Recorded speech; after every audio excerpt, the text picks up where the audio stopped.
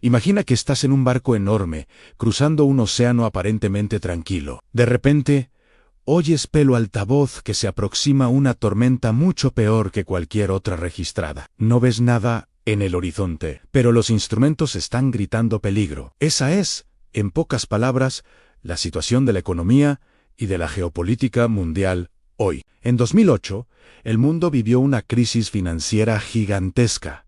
Mucha gente perdió su empleo, su casa y su negocio. Pero, a pesar del caos, los gobiernos aún tenían herramientas para apagar el incendio. Podían bajar los tipos de interés, aumentar el gasto público y rescatar bancos. Esa vez, el sistema casi colapsa, pero no se rompió del todo. Ahora, nos acercamos a un nuevo punto crítico. Algunos analistas lo llaman el Gran Reinicio 2.0. No se trata solo de una crisis económica. Más bien, es la combinación de deudas gigantescas, tensiones entre potencias, transformación tecnológica del dinero y cambios profundos en la forma en que trabajamos, consumimos y ahorramos. En este recorrido, vamos a organizar todo ese caos en 4 grandes bloques. La idea es que aunque no seas economista ni especialista en relaciones internacionales, puedas entender qué está pasando, por qué muchos dicen que el próximo choque puede ser peor que 2008, y sobre todo qué significa eso para tu vida cotidiana. Para entender por qué el próximo choque puede ser tan peligroso, primero hay que mirar a las herramientas que los gobiernos y bancos centrales usaron en crisis anteriores. En 2008, el problema principal fue una enorme burbuja en el sector inmobiliario y una falta de liquidez en los bancos. En lenguaje sencillo, los bancos no confiaban entre sí, el crédito se congeló y el sistema financiero se quedó sin circulación de dinero. En ese momento, los gobiernos tenían margen de maniobra. Podían aumentar su deuda pública para rescatar bancos y empresas. Los bancos centrales podían bajar los tipos de interés desde niveles relativamente altos hasta casi cero. Eso hizo que el crédito volviera a fluir. Fue doloroso. Muchas personas sufrieron, pero el sistema se mantuvo en pie. Hoy, el escenario es muy diferente. La cantidad de deuda en el mundo creció de forma explosiva. Gobiernos, empresas y familias se han acostumbrado a vivir endeudados. En términos simples, durante años se fue pateando la lata hacia adelante. Cada vez que surgía un problema, la respuesta era más deuda y tipos de interés muy bajos. Eso funcionó como una especie de analgésico poderoso, alivia en el momento, pero no cura la enfermedad. El resultado es que muchos países están ahora con deudas tan grandes que ya no tienen espacio para repetir la misma receta. No es que sea imposible endeudarse un poco más. El problema es que el mercado empieza a desconfiar. Cuando los inversores empiezan a dudar de que un gobierno pueda pagar, exigen intereses más altos o directamente dejan de prestar. En ese punto el Estado pierde su capacidad de actuar como bombero en una nueva crisis. Al mismo tiempo, los tipos de interés volvieron a subir con fuerza en los últimos años para combatir una inflación que no se veía desde hacía décadas. Durante mucho tiempo, el mundo se acostumbró a precios relativamente estables. De repente, después de la pandemia, de las disrupciones en las cadenas de suministro y de las tensiones geopolíticas, los precios empezaron a subir con fuerza. Para frenar esa subida, los bancos centrales subieron los tipos. Aquí aparece la trampa. Si los tipos se mantienen altos, muchas empresas y familias que viven endeudadas empiezan a tener dificultades para pagar. Eso puede generar quiebras, desempleo y recesión. Pero si los tipos bajan demasiado rápido para evitar esa recesión, la inflación puede volver a dispararse. Es una situación de hagas lo que hagas, pierdes. A esto se suma que, después de 2008 y de la pandemia, se imprimieron enormes cantidades de dinero para rescatar economías. Esa expansión monetaria dejó una marca. No se puede repetir indefinidamente sin dañar la confianza en las monedas. Cuando la gente empieza a temer que el dinero pierda valor de forma acelerada, busca alternativas al oro, bienes reales, incluso criptomonedas. Así, entramos en esta nueva fase con un sistema que ya usó buena parte de sus municiones. Menos espacio para aumentar deuda, menos margen para jugar con los tipos de interés y más desconfianza acumulada. Es como un médico que ya recetó todas las dosis máximas de un medicamento y, frente a una nueva crisis, se da cuenta de que el organismo del paciente ya no responde igual. Detrás de las grandes cifras de deuda y de tipos de interés, hay fragilidades más concretas, que tocan directamente la vida de las personas. Una de ellas está en el sistema bancario. Después de la crisis de 2008, se aprobaron reglas más estrictas. Sobre el papel, los bancos quedaron más capitalizados y aparentemente más seguros. Sin embargo, la realidad mostró grietas preocupantes. En los últimos años, hemos visto colapsos bancarios que ocurrieron en cuestión de horas. Un mensaje viral, un rumor en redes sociales, y millones de clientes corren a retirar su dinero desde el teléfono móvil. Antes, una corrida bancaria requería colas físicas, tiempo y logística. Hoy, basta con unos pocos clics. Eso hace que la confianza sea aún más frágil. Un banco puede parecer sólido el lunes por la mañana y estar quebrado el martes por la tarde. También existe un problema serio en el sector inmobiliario comercial. Con el aumento del trabajo remoto, muchas oficinas se vaciaron parcial o totalmente. Edificios, antes muy valorados, se quedaron con plantas enteras sin uso. Cuando el dueño de un edificio tiene menos inquilinos, ingresa menos dinero. Si ese dueño tiene un préstamo bancario grande, refinanciarlo se vuelve difícil. El banco, por su parte, ve que el activo que garantizaba el préstamo ahora vale menos. Si este patrón se repite en miles de edificios, especialmente en grandes ciudades, los bancos regionales pueden acumular una montaña de préstamos problemáticos. Es un riesgo silencioso, porque no aparece de golpe. Es como un hielo que se va agrietando poco a poco, hasta que, un día, se rompe de manera súbita. Las familias también están en el límite. Durante la pandemia, muchas personas recibieron ayudas de emergencia y redujeron gastos por estar confinadas. Eso permitió un aumento temporal del ahorro. Pero con la inflación y la normalización de la vida cotidiana, esos ahorros se fueron evaporando. Al mismo tiempo, creció el uso de tarjetas de crédito y de préstamos de corto plazo, que tienen intereses muy altos. Cuando la familia promedio está con poco ahorro y mucha deuda cara, cualquier pequeño choque puede ser devastador. La pérdida de un empleo, una enfermedad, una reparación inesperada en casa o el coche pueden empujar a la morosidad. Si millones de familias entran en esa situación al mismo tiempo, el impacto sobre los bancos y sobre el consumo agregado es enorme. Hay otro componente delicado, la llamada burbuja de todo. En otras épocas, una burbuja se concentraba en un activo específico, como la vivienda o las acciones tecnológicas. Ahora, muchos segmentos parecen estar inflados al mismo tiempo. Viviendas, bolsas de valores, activos alternativos, obras de arte, coleccionables, criptomoneda. Eso significa que, cuando el ánimo del mercado cambie, no habrá muchos lugares seguros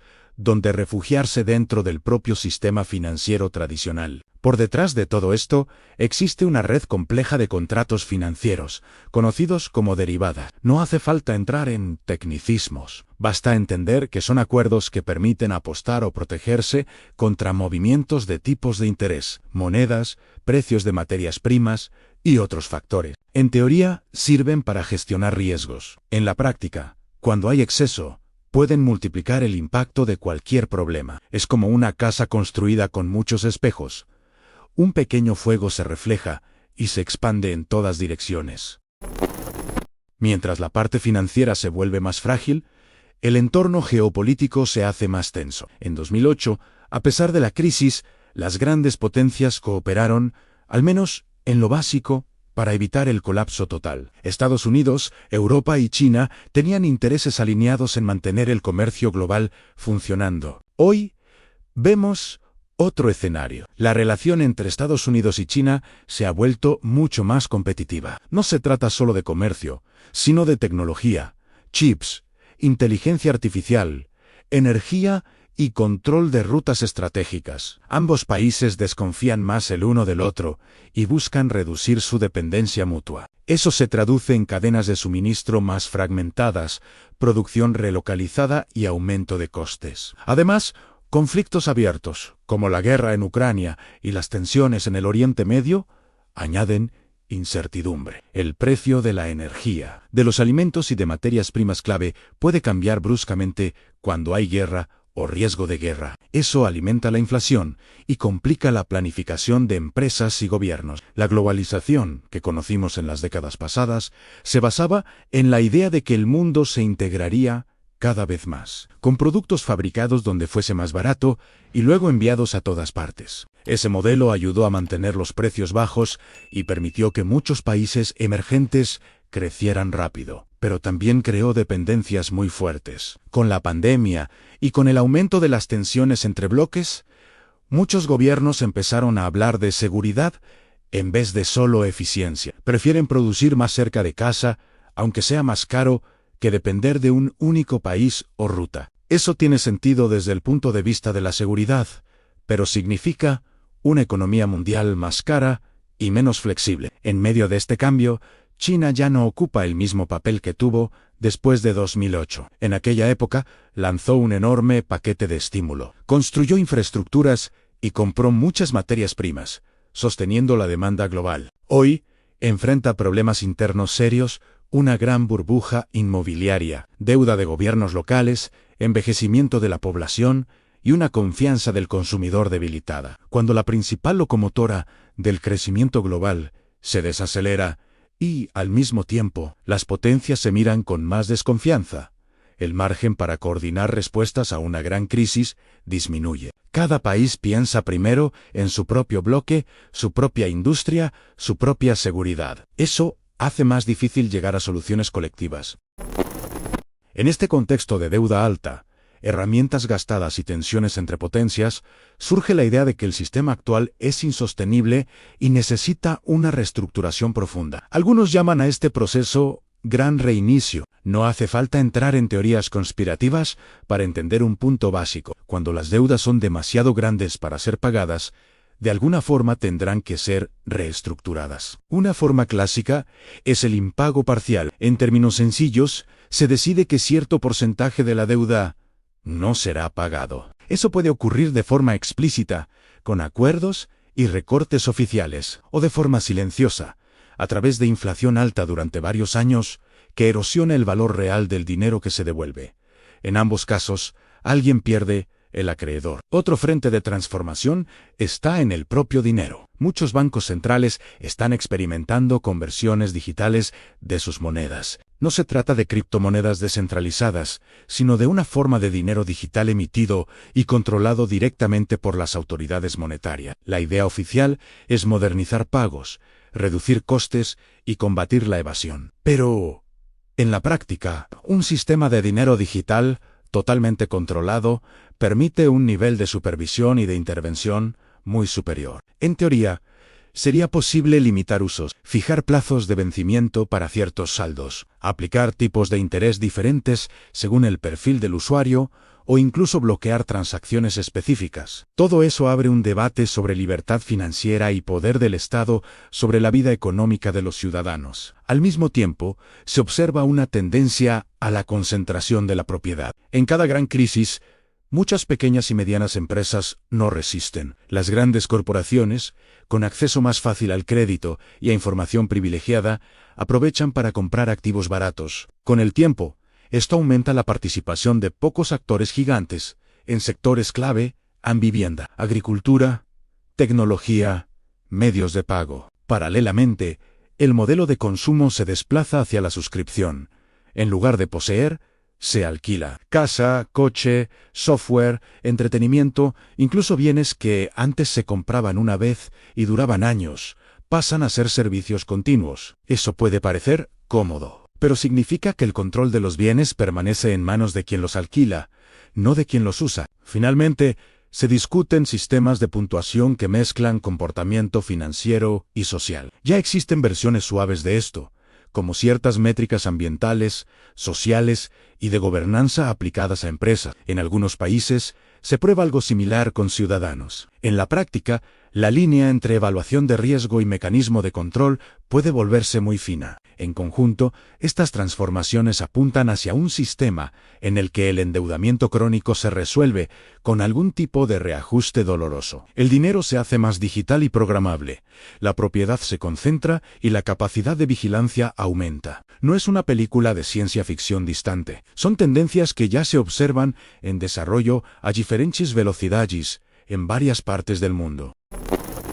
Estamos, por tanto, en un momento histórico delicado. No se trata solo de una posible crisis económica más fuerte, sino de un punto de inflexión en la forma en que el mundo organiza su dinero, su poder y su producción. Deudas gigantes, herramientas tradicionales casi agotadas, tensiones entre potencias, cambios tecnológicos en el dinero y concentración de propiedad forman una mezcla explosiva. La mala noticia es que nadie puede garantizar cuándo y cómo se producirá el próximo gran choque. Puede ser rápido y visible, como un terremoto financiero, o lento y silencioso, como una erosión constante del poder adquisitivo y de las oportunidades. La buena noticia es que entender el contexto ya es un primer paso para no ser tomado completamente por sorpresa. Más allá de las decisiones de los gobiernos y de las grandes instituciones, cada persona puede fortalecer su propia resiliencia diversificando ingresos y ahorros, reduciendo deudas peligrosas,